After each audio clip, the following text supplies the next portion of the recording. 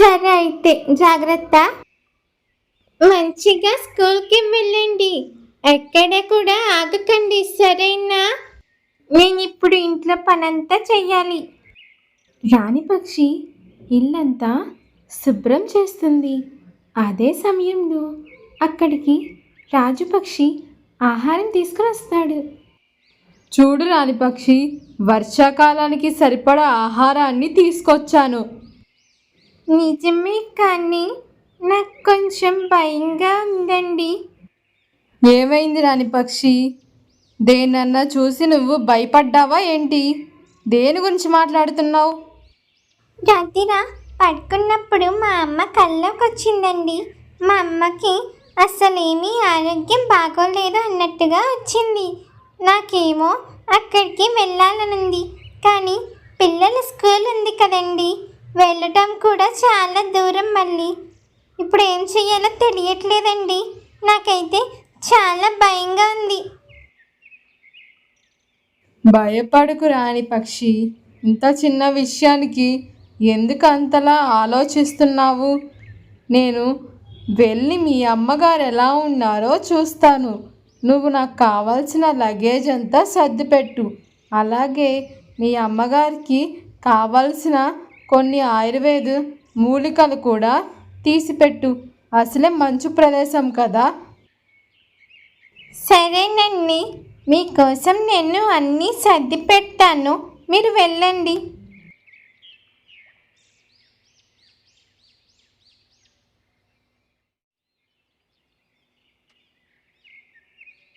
మీకోసం నేను స్వెటర్ కూడా పెట్టానండి, అలాగే అమ్మకి కూడా ఇంకోటి పెట్టాను.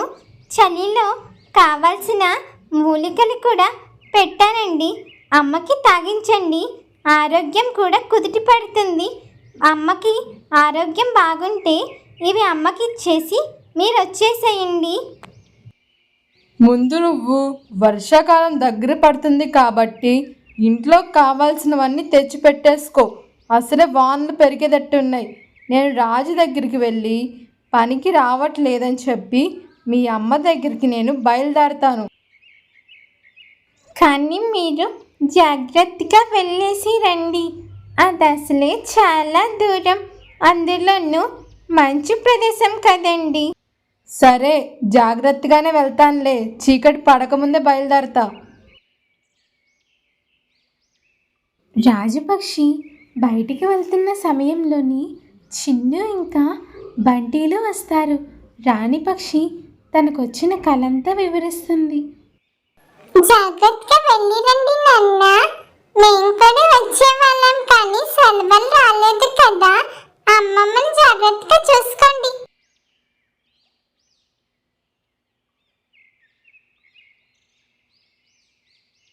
రాజుపక్షి కొన్ని రోజుల సెలవు కోసం మహారాజుని కలవటానికి వెళ్తుంది. మీతో కొంచెం మాట్లాడాలి మహారాజా. అడక్క ఇన్నేళ్ళకి ఒకసారి అడిగావు నువ్వు. తప్పకుండా వెళ్ళేసిరా రాజుపక్షి. నీకు ఎన్ని రోజులు కావాలంటే అన్ని సెలవులు తీసుకో. ధన్యవాదాలు మహారాజా. రాజుపక్షి మహారాజుకు వీడ్కోలు చెప్పి అక్కడి నుంచి ఎగురుకుంటూ వెళ్ళిపోతుంది. రోజులు గడిచే కొద్దీ రాజుపక్షి తెచ్చిచ్చిన ఆహారం మెల్లగా అయిపోతుంది. వానలు బాగా పడేసరికి స్కూల్కి సెలవులు ఇచ్చేశారు.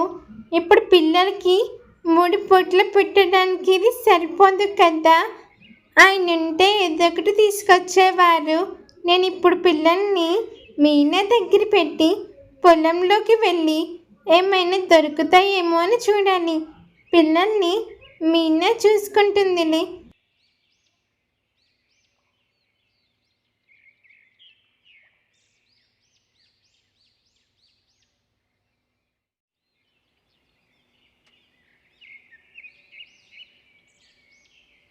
రావమ్మ మహాలక్ష్మి.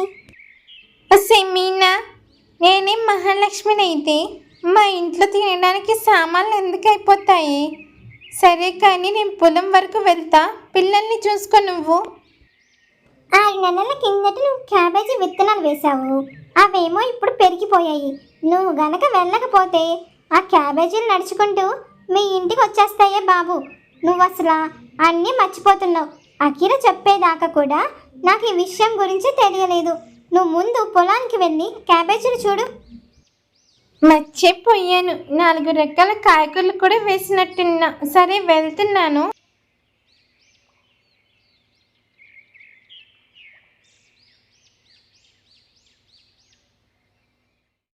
వర్షం వచ్చేసింది కాబట్టి ఇంటికి వచ్చేసాం, కానీ కాయగూరలకి వెళ్ళే వాళ్ళంలే. సరే కానీ ఇంత పెద్ద తుఫాన్ వస్తుంది. మీ నాన్న క్షేమంగా ఉన్నాడా లేదో?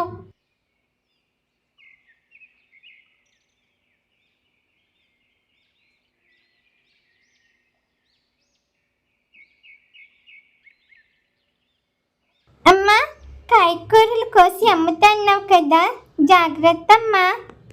మార్కెట్లో అమ్మాలి.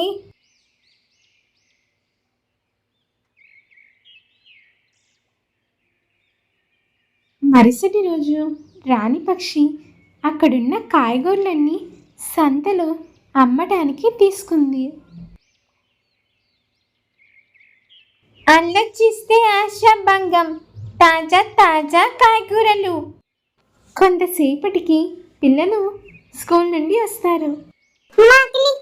నిన్న దగ్గర డ్రాగన్ ఫ్రూట్ ఉంది, తింటారా? వద్దమ్మా, ఆపిల్ పక్కనున్న కాయ ఇవ్వమ్మా, తింటాం. నాకు కూడా అదే కావాలి. సరే అయితే.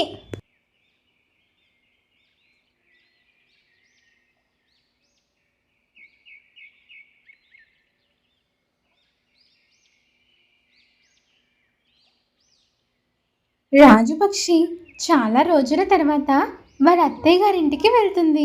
ఎన్నో కష్టాలు అన్నీ నెట్టుకుని అత్తయ్య దగ్గరికి వచ్చి చూస్తే అత్తయ్య గారు మంచం మీద పడుకుని ఉంటారు. అత్తయ్య గారు, నేను వచ్చాను చూడండి. ఏమైంది? ఎప్పుడు దజ్జాగా ఉంటారు కదా. నేనేమన్నా కలగంటున్నా? మా అల్లుడు గారు కనిపిస్తున్నారు. నాకు ఏదో అయింది. కల కాదండి, నిజమే. సరిగ్గా చూడండి అత్తయ్య, మీ కూతురు కల్లోకి మీరు వచ్చారు. మీ ఆరోగ్యం బాగోలేదని మీ కూతురు మీకోసం స్వెటర్లు అవన్నీ పంపించిందండి. చాలా ఆనందంగా ఉంది. నా కూతురు నాకేమైనా గ్రహిస్తుంది. మీకోసం మా ఊర్లో దొరికే స్వెటర్లు, ఆయుర్వేద మూలికలు మీ ఆరోగ్యం చక్కబడాలని మంచులో ఉండటానికి కొన్ని ఔషధాలు ఇచ్చి పంపించిందండి. నీకు చాలా ధన్యవాదాలు బాబు. ఇంట్లో స్వెటర్లన్నీ పాడైపోయేసరికి బయట పడేశాను. ఈ చలికాలంలో తట్టుకోవడం నా వల్ల కాక ఇలా పడుకున్నాను ఒక మూలన. మీరేం భయపడకండి అత్తయ్య గారు, మేమంతా ఉన్నాం కదా. మీకు ఏ కష్టం వచ్చినా మీ కూతురికి ఇట్టే తెలిసిపోతుంది. రవాలి బాబు, రవాలి.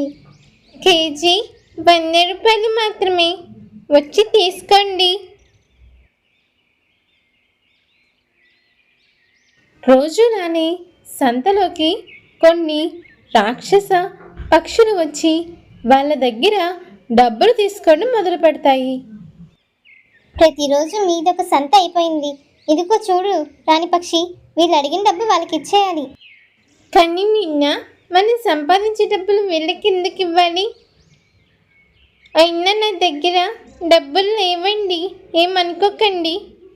ఇక్కడున్న వాళ్ళందరూ ఇచ్చారు కదా, నువ్వు కూడా నోరు మూసుకుని ఇవ్వు. లేదంటే నా మనుషులతో ఇక్కడున్న నీ కాయగూరలన్నీ చెత్త కుప్పలో వేయించి నీ పిల్లల్ని కొట్టమని చెప్తాను. వద్దండి, నేను డబ్బులు ఇస్తాను, తీసుకోండి. ఇవి కష్టపడి సంపాదించాను. నా భర్త కూడా ఊళ్ళో లేడు. ఇంత అన్యాయం రోజు జరుగుతుందా మీన్న? అప్పుడే మహారాజు దగ్గరున్న సైనికుల్ని తీసుకుని రాజుపక్షి సంతలోకి వస్తాడు. సైనికులు రాక్షస పక్షుల్ని బంధిస్తారు. మీరు వచ్చేసారా అండి? అమ్మకి ఎలా ఉంది? అత్తయ్యకి నువ్వు ఇచ్చిన మూలికలతో కషాయం కాసి వైద్యుడికి చూపించి వస్తున్నాను. అంతా బాగుంది. రాజుపక్షి ఎలాగో రాక్షస పక్షుల్ని బంధించేస్తుంది.